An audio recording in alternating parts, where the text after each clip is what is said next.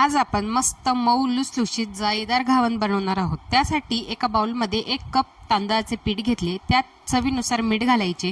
हे छान मिश्रण मिक्स करून घ्यायचे। मिक्स केल्यानंतर 1 कप पिठासाठी आपल्याला या ठिकाणी 2 कप पाणी घालायचे आणि छान असे पातळ स्लरी सारखे हे पीठ तयार करून घ्यायचे। तर अशा पद्धतीने मी हे पीठ तयार करून घेतले।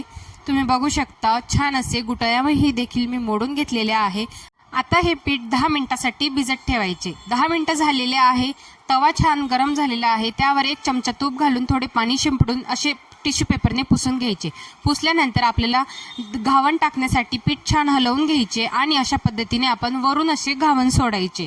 घावण हे आपल्याला वरूनच सोडायचे म्हणजे घावणाला छान जाळी पडते आणि घावण छान भाजून घ्यायचे। भाजल्यानंतर या ठिकाणी जाळीवर टाकायचे घावण म्हणजे घावणाची वाफ जाते आणि घावण चिकट होत नाही। संपूर्ण रेसिपी बघण्यासाठी यूट्यूबवर अपलोड केले आहे, जाऊन नक्की चेक करा आणि चॅनलला सबस्क्राइब करा।